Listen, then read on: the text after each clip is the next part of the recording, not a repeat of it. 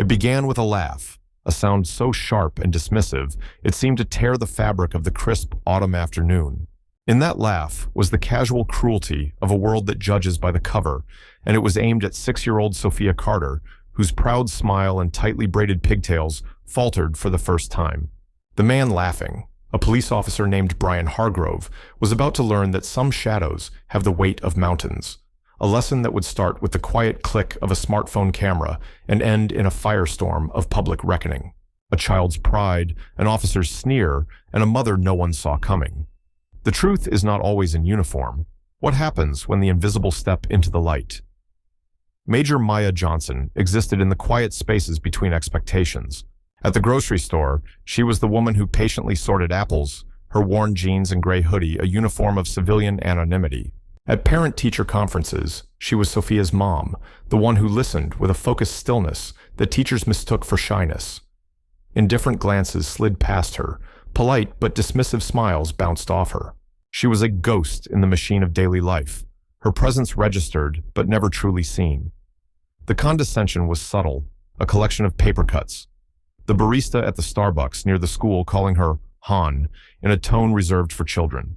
The dismissive wave from another parent in a Lexus when she tried to merge into the pickup line in her modest Ford sedan. Each instance was a quiet reminder, a low hum of prejudice that buzzed just beneath the surface of things. She was a black woman, a single mother, unassuming in her civilian clothes. The world had a box for her, and she fit so neatly inside it that no one bothered to look closer.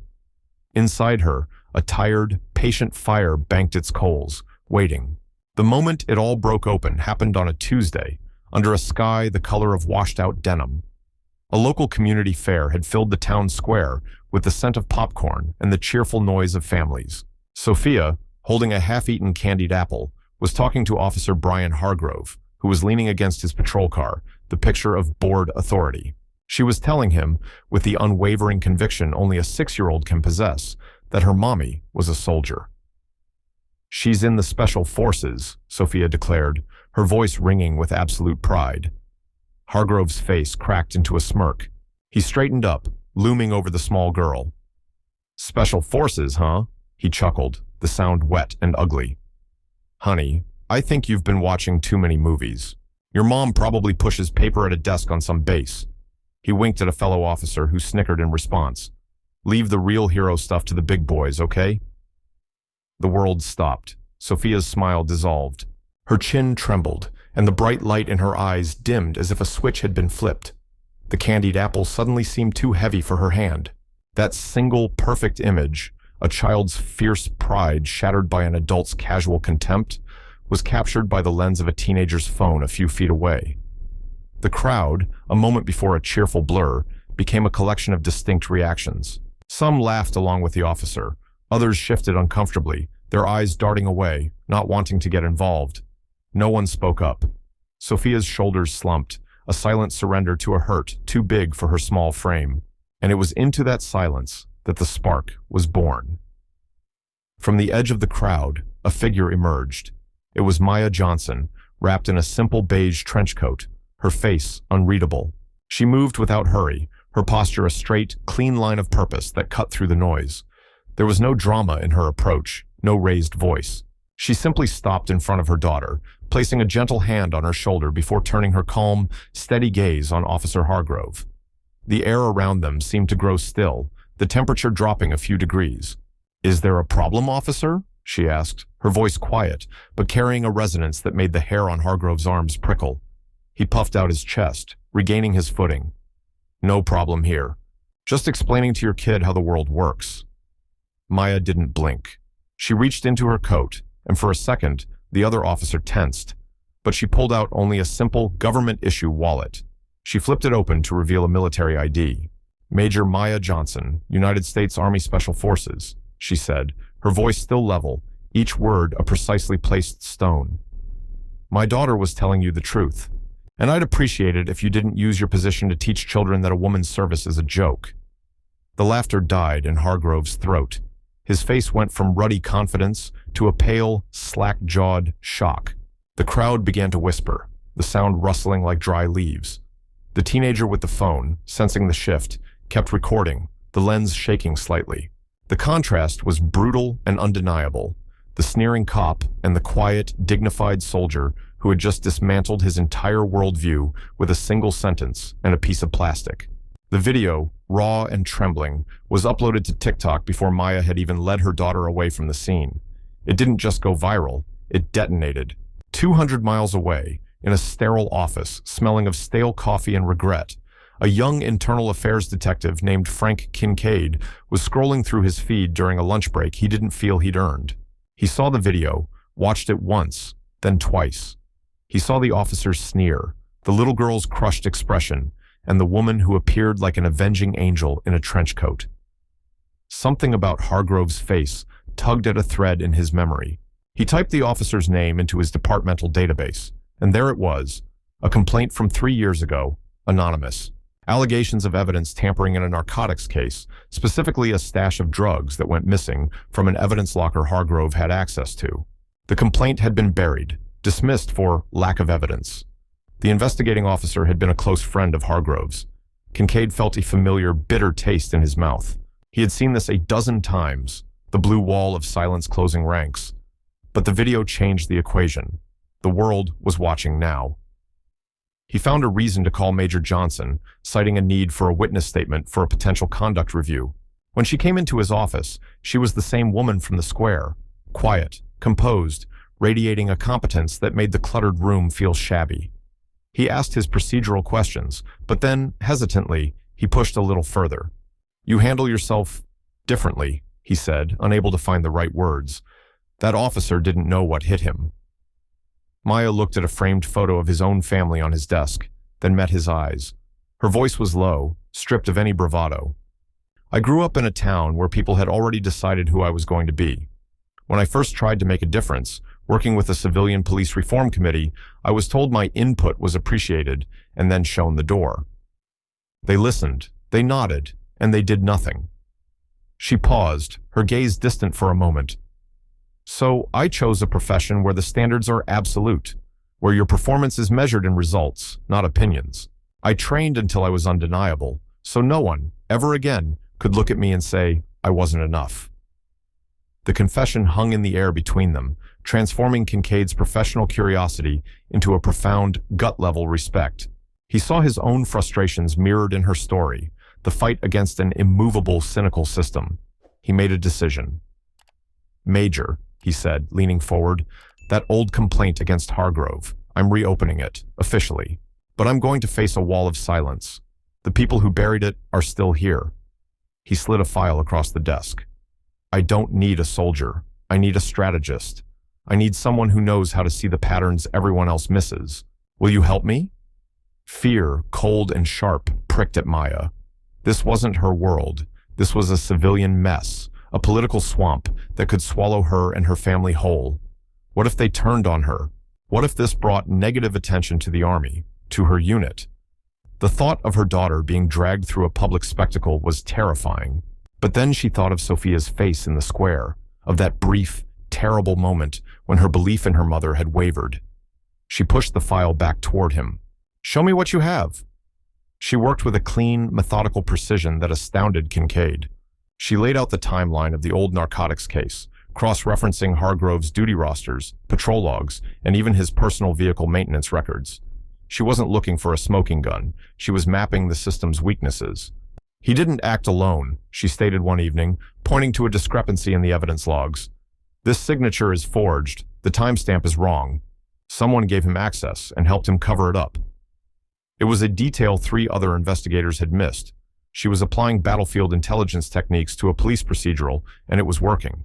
As Kincaid officially named her a consultant on the case, the whispers started. In the precinct hallways, the talk was venomous. "Who is this woman? Kincaid's bringing in the army to police us now? It's a PR stunt, trying to look progressive." The prejudice shifted from her race and gender to her uniform. She was an outsider, a soldier meddling in cop business. Invitations to key meetings were accidentally lost. Files she requested were delayed. During one briefing, a veteran sergeant made a crack about her needing a man to explain the complexities of chain of custody. Maya felt the familiar knot tighten in her throat, but she met his gaze without flinching and proceeded to systematically dismantle his analysis of the case until he was left staring at his notes in stunned silence. She answered with work. Only work. The pressure was immense. The police union was making noise. A city councilman with ties to Hargrove was calling for Kincaid's removal. But Maya's strategy was paying off. She identified 2 other officers whose statements in the original case were inconsistent. Kincaid brought them in for questioning. Separated and faced with Maya's cold, hard, logistical breakdown of their lies, their stories crumbled. They had helped Hargrove hide the drugs in exchange for a cut of the sale. It was a conspiracy, deeper and dirtier than Kincaid had imagined. Slowly, the tide within the department began to turn. Younger officers, tired of the old guard's corruption, started approaching Kincaid and Maya discreetly. A rookie cop found a missing security log from the night of the incident. A clerk in the evidence room remembered seeing Hargrove with one of the other conspirators near the locker, a detail she'd been too scared to mention before. Maya became an unlikely confessor, a quiet center of gravity. She didn't judge or preach, she just listened, her stillness creating a space where the truth felt safe. They trusted the outsider more than their own brothers in blue. The investigation's success inspired Kincaid. He went to the chief with a radical proposal, a permanent civilian and military oversight committee, a program designed to bring external objective perspectives into internal reviews. He wanted to institutionalize what Maya had done. We need to build a system that sees the people we're trained to ignore, he argued. He asked Maya to co-author the proposal. He wanted to name it the Johnson Initiative. The culmination of it all was a public hearing in the city council chambers, broadcast on local news. The room was packed, the air thick with tension and the heat of television lights. Hargrove was there, flanked by lawyers, his face a mask of defiant indignation. When Maya was called to the stand, a hush fell over the room. She wasn't in uniform, just a simple dark blue dress. She spoke calmly, laying out the facts of the investigation with the same dispassionate clarity she had used in Kincaid's office. She presented the evidence, the timelines, the broken alibis. Then, a councilwoman asked her a final question. "Major, what does this investigation, this whole sordid affair, mean to you personally?" Maya paused, her gaze sweeping over the crowd until it landed on Sophia, sitting in the front row between Kincaid's wife and a fellow soldier Maya had asked to be there. "It means," she began, her voice gaining a quiet fire, "that prejudice is a lazy man's armor. It's the shield you use when you're afraid to see the world as it is. Officer Hargrove looked at my 6-year-old daughter and saw an opportunity to feel bigger by making her feel small. He looked at me and saw a woman who couldn't possibly be what she was." She leaned slightly into the microphone. "When he laughed at my daughter, he wasn't just laughing at a little girl. He was laughing at every woman who has ever been told she doesn't belong, at every black person who has been judged by their skin instead of their character, at every soldier whose service is dismissed when they're out of uniform. I am here today to say that we will no longer be invisible, we will no longer be silent, and our truth will no longer be a joke." The room was utterly still for a heartbeat, and then it erupted. The applause was a tidal wave, a release of pent-up frustration, and a surge of profound gratitude. People rose to their feet. In the back, a woman began to cry. Hargrove stared at his hands, his face ashen. His career was over. His public shaming, which had begun with a sneer, was now complete.